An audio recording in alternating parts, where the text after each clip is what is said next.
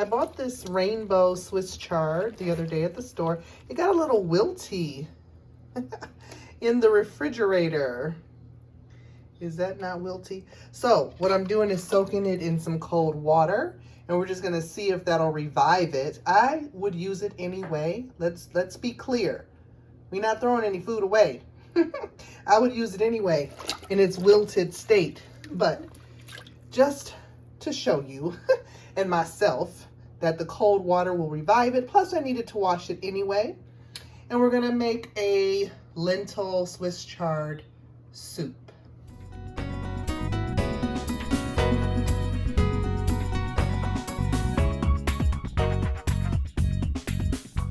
Okay, so my Swiss chard has soaked overnight actually in cool water, and look at how crispy it has rehydrated itself.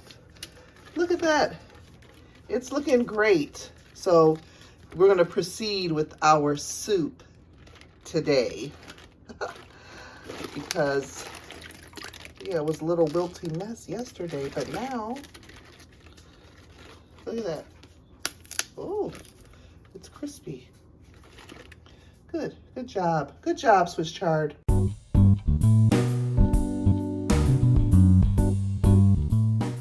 Now, while we prepare our Swiss chard, I'm just gonna tell you a little bit about its benefits. When I first was called to the Swiss chard in the grocery store, I just thought I wanted to mix it up a little bit. And, you know, having a good variety of leafy greens and vegetables is overall good for your health, you know. But I really wanted to be aware of my why, you know, for conscious eating. And I wanted to make a soup that was really green, like a spring greens soup, because it is a time for increasing our digestive bitters and waking up our digestive system. So I wanted to do a little bit of research on Swiss chard, and I was surprised to find it listed on this respiratory therapy article about fruits and vegetables and foods that are good for lung health, respiratory health. Swiss chard is high in vitamin A, vitamin C, vitamin K, and has antioxidants that are anti-inflammatory and help protect our cells from damage. And it's also a good source of magnesium. And magnesium, we are often deficient in magnesium in our commercial, agriculturally produced food diet. Now, it says that magnesium can help with the smooth muscle tissue in the airways of the lungs, and that magnesium deficiency can make symptoms worse in patients with COPD. So there's more to this than just some beautiful, colorful, amazing greenage with the Swiss chard.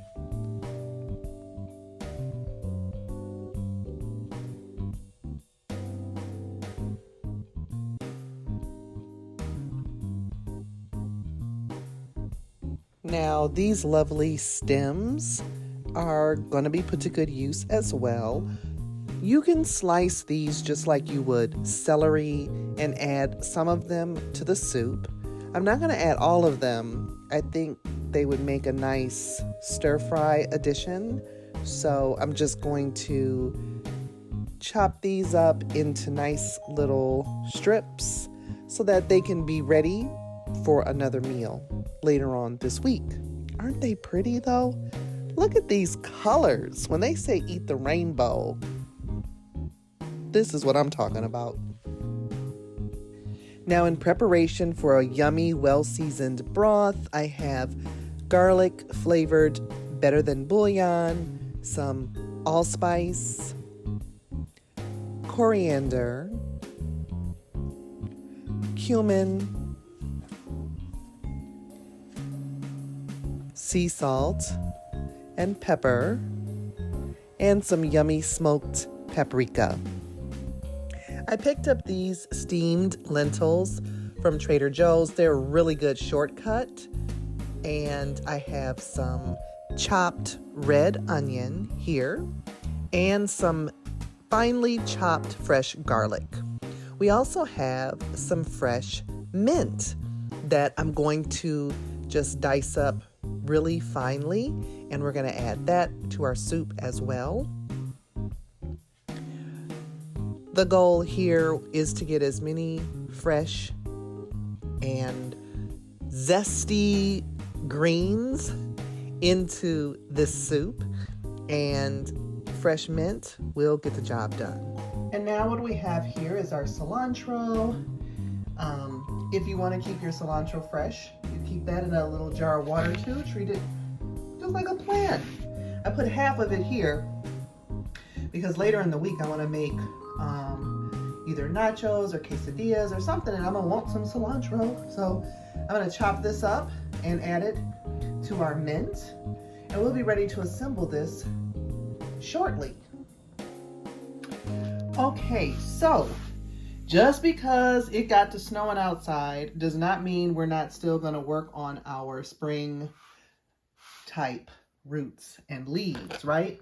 These are what would normally come up the first, and I'm just going to use dried. I want to show you how you can still tap into the benefits of spring roots and leaves that are great for digestion and vitamins and minerals. So you could put all these in a cheesecloth or a sack, a little drawstring muslin sack, and infuse your soup. But you could also just make a tea and add it to your broth, which is what we're going to do. So what we have here is and this is forgiving, as you learn the flavor profiles, you'll decide what you want your blend to taste like. This is a great spring detox, digestive bitter tea or soup broth blend. Let's give it a name. So nettles tend to have a mild flavor, as well as burdock root. So I used 2 tablespoons of each of those. Dandelion root, I used 1 tablespoon, and dandelion leaf, 1 tablespoon, because dandelion can be bitter. So then I'm just going to cover this with boiling water and let it steep, just like I would do a tea, and I'm just going to add it to my soup broth. So I'm just going to carefully pour this up with boiling water. You got to let your jar warm up as you pour your boiling water, just to avoid it cracking. I've had that happen once, which is surprising that it only happened once, but when it happened, I was like, oh no, we're not doing that no more. So we got that. We're going to let it steep for the duration of time while we prepare the rest of our soup.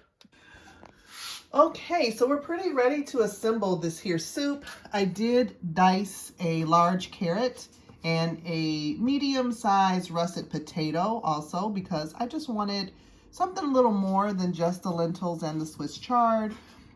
Here's our Swiss chard all diced up. Now, if you can find fresh dandelion greens, you could use some in here. I would say about 1/4 dandelion greens to 3/4 of your other greens as you get accustomed to those bitter flavors. But you could do that.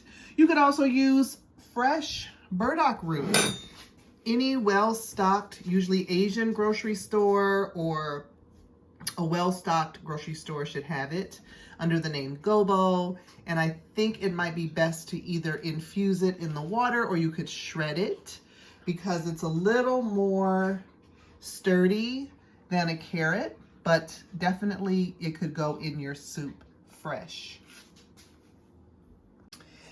And I designated a little container that would go in recycling for my scraps, because compost, we're going to be talking a lot about compost, because I think for Ostara or spring equinox, I think one of the concepts I'm focusing on is regeneration, regenerative practices.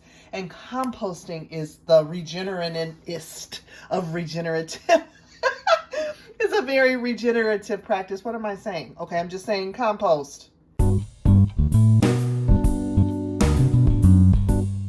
So let's get cooking. Now we're going to heat up some olive oil in our skillet here, and we're going to saute these red onions and our garlic, because that extra caramelization will provide more flavor, and we always want flavor. Now we're going to layer in these spices. I don't have exact measurements. Let's just say a goodly amount. I am going to try to craft this into a written recipe though, but you know, just by sight, feel, instinct, intuition.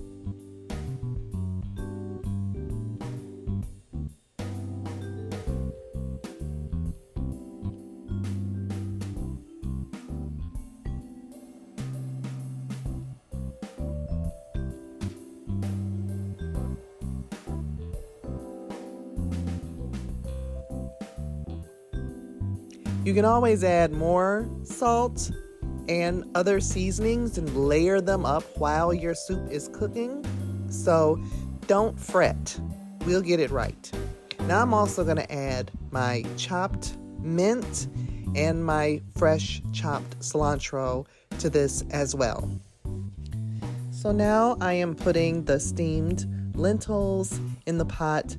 I have strained my tea that was brewing all this time, and we're going to add that, about 2 cups, and I'm adding 4 cups of water. Now I've added all of my sauteed vegetables with the spices, as well as the carrot and the potato, and we're just gonna let that simmer. Look at that. Isn't that beautiful? This is coming together nicely. So as this is simmering, I'm thinking about some of the research I was doing around spring soups and how a lot of them emphasize green. I wanted to make an even greener soup with like fresh nettles, dandelion leaves, chickweed. But I will say we hit on a few. We have cilantro, mint, the Swiss chard, nettles, and dandelion leaf. So we have 5 greens and a few roots. Carrots, potatoes, burdock. Yeah! We have it simmering away. I ended up adding the rest of the package of lentils here. But I might need to move this to a bigger pot. I know the chard cooks down, but I don't know if it's going to cook down that much. We'll see.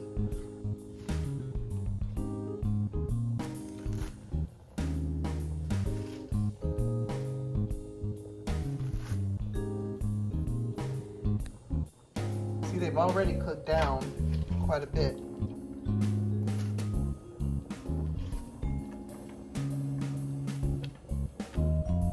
I'm going to save a little bit for another dish, but this is going to be good. Okay, look at, they cook down so fast. All right, let's see. And the last thing we're going to do, and then I'm truly going to leave this soup alone, is a squeeze of lemon juice. You can add more lemon juice when it's time to eat, but we're doing, I did the juice of a whole, kind of a small lemon. And there we go. Now I'm really gonna leave it alone now. Let it simmer for about 10 minutes. So just a side note, thinking of meal prep, you know, how do we make our lives easier as we eat healthily, you know? So this is a little bit of the leftover Swiss chard and the stems. And I have in mind either a stir fry or a salad of some sort, but I'm gonna just cover this and pop these in the fridge so that they're ready to go for this week coming up, because they could literally be used for anything. I mean, you could use it for anything in my world. And we are about ready to plate this up, but I wanted to say a word about lentils because they are full of iron, magnesium, protein, and zinc, potassium, and are also another way to infuse and increase the nutrition of this soup. Look at that. That is hearty. That's going to be delicious, y'all. That is delicious. You know, and I have a nice little piece of sourdough. Oops. I just have a nice little piece of sourdough that I toasted and put some melted butter on. And honey, this is so good. It is so good. So this is our finished wonderful soup with some kombucha here on the side. Makes a wonderful lunch or dinner. I hope that you enjoyed this. We are going to be talking a lot more in depth about digestive bitters over on Patreon. So hopefully you'll check us out there. In the meantime, until I see you in the next video, take care.